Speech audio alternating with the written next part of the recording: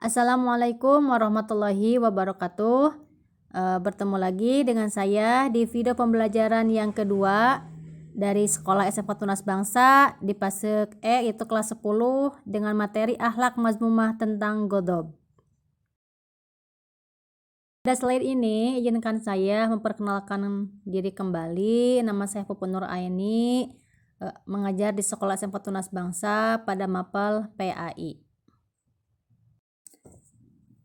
Pada slide ini, sebelum pembahasan ke materi, saya akan menjelaskan terlebih dahulu alokasi waktu 3 jam pertemuan dikali 45 menit, dan tujuan pembelajarannya adalah peserta didik mampu membuat karya yang mengandung manfaat menghindari akhlak mazmumah. Di slide ini, apakah ada yang sudah tahu apa pengertian akhlak mazmumah? Kalau belum tahu, yuk kita pelajari bersama. Akhlak mazmumah adalah sifat atau perilaku yang tidak baik, tercela, dan bertentangan dengan nilai-nilai agama dan moral. Istilah mazmumah berasal dari bahasa Arab yang berarti tercela atau dikutuk. Mengenal lebih lanjut tentang akhlak mazmumah, mari kita pelajari ciri-ciri akhlak mazmumah. Di antaranya yaitu bertentangan dengan ajaran agama, merugikan diri sendiri dan orang lain, membawa dampak buruk baik bagi pelaku maupun orang di sekitarnya, menghasilkan akibat negatif. Perilaku ini dapat merusak hubungan sosial, merusak reputasi, dan bahkan menimbulkan konflik. Selanjutnya di slide ini kita akan mempelajari tentang faktor-faktor penyebab sifat Ghadab. Sifat Ghadab itu merupakan salah satu contoh dari sifat akhlak mazmumah. Nah, di sini akan dipelajari tentang faktor-faktor penyebab sifat Ghadab secara umum. Faktornya ada 2, yaitu yang pertama faktor fisik. Faktor fisik itu meliputi apa saja? 1. Karena merasa lelah berlebihan, karena kekurangan zat-zat penting tertentu dalam tubuh, dan reaksi hormon. Yang kedua, faktor psikis atau faktor rohaniyah. Faktor ini diantaranya memiliki sifat ujub atau bangga terhadap diri sendiri, perdebatan atau perselisihan, bercanda yang berlebihan, ucapan kasar atau tidak sopan, dan sikap permusuhan kepada orang lain.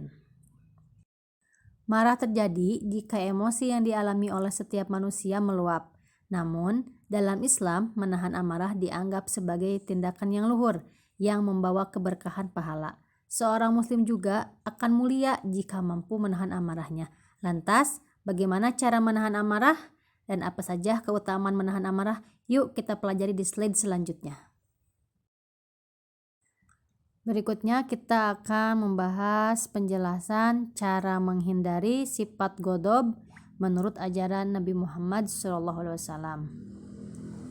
Ada beberapa cara yang Nabi ajarkan, di antaranya yaitu 1. Membaca ta'awudz. Membaca ta'awudz yang bunyinya adalah A'udzubillahi minasyaitonirrajim, yang artinya aku berlindung kepada Allah dari godaan syaitan yang terkutuk. Setan sering kali menjadi pemicu timbulnya amarah. Dengan membaca ta'awudz, kita meminta perlindungan Allah agar terhindar dari godaan setan yang dapat memicu kemarahan. Yang kedua adalah merubah posisi. Apa maksud merubah posisi? Jadi ketika kita marah, meluap emosi, tubuh kita seringkali menegang dan siap untuk bereaksi. Dengan mengubah posisi tubuh, misalnya berdiri jika kita sedang duduk, atau berjalan-jalan sebentar, atau sebaliknya ketika sedang berdiri maka duduklah. Kita dapat mengalihkan fokus pikiran dan meredakan amarah dengan cara merubah posisi tersebut. Yang selanjutnya, yang ketiga adalah diam atau tidak berbicara. Maksudnya seperti apa? Jadi ketika marah, kata-kata yang keluar seringkali tidak terkendali dan dapat melukai perasaan orang lain. Oleh karena itu, diam adalah pilihan terbaik untuk mencegah perkataan yang tidak bermanfaat. Hadis yang berbunyi, barang siapa mampu menahan amarahnya, maka Allah akan menutupi aibnya. Hadis yang diriwayatkan oleh Bukhari. Poin keempat adalah berwudu. Maksudnya seperti apa? Berwudu memiliki banyak manfaat, salah satunya adalah menenangkan hati dan pikiran. Air wudu dapat memberikan kesejukan dan ketenangan sehingga membantu meredakan amarah. Sesuai dengan hadis yang dijelaskan, barang siapa berwudu dengan sempurna, maka dosanya akan keluar dari tubuhnya seperti keluarnya air dari ujung jari-jarinya. Hadis riwayat Muslim. Yang kelima, mengingat wasilah Rasul dan janji Allah. Dengan mengingat kasih sayang Rasulullah SAW dan janji-janji Allah Subhanahu wa Ta'ala, kita akan merasa lebih tenang dan sabar. Kita akan menyadari bahwa segala sesuatu yang terjadi adalah atas kehendak Allah dan kita harus bersabar dalam menghadapi cobaan.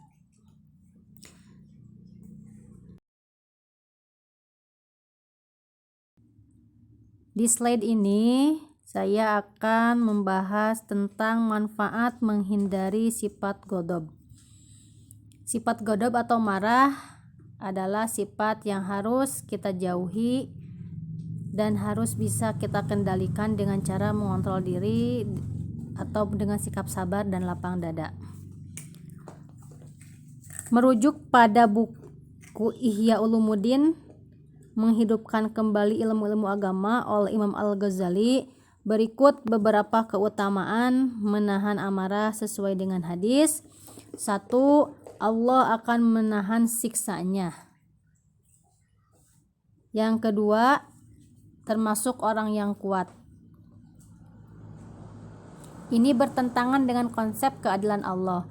Allah akan memberikan balasan sesuai dengan perbuatan hambanya. Orang yang kuat namun sering marah justru berpotensi melakukan tindakan yang merugikan orang lain dan dirinya sendiri. Yang ketiga, mendapatkan ridho di hari kiamat.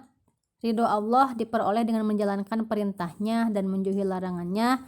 Sifat marah justru dapat menghambat seseorang untuk beribadah dengan khusyuk dan menjalankan perintah Allah. Yang kelima, mendapatkan pahala yang besar. Pahala diperoleh dari amal baik yang dilakukan dengan ikhlas dan sesuai dengan tuntunan agama. Sifat marah tidak termasuk dalam kategori amal baik. Selanjutnya, terlindung dari neraka jahanam. Allah menjanjikan surga bagi orang-orang yang bertakwa dan beramal saleh. Sifat marah justru dapat mendorong seseorang untuk melakukan perbuatan dosa yang dapat mengantarkannya ke neraka.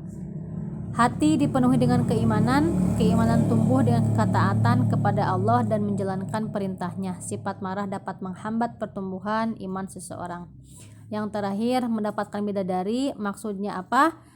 Maksudnya janji surga dan bidadari diberikan kepada orang-orang yang beriman dan beramal saleh.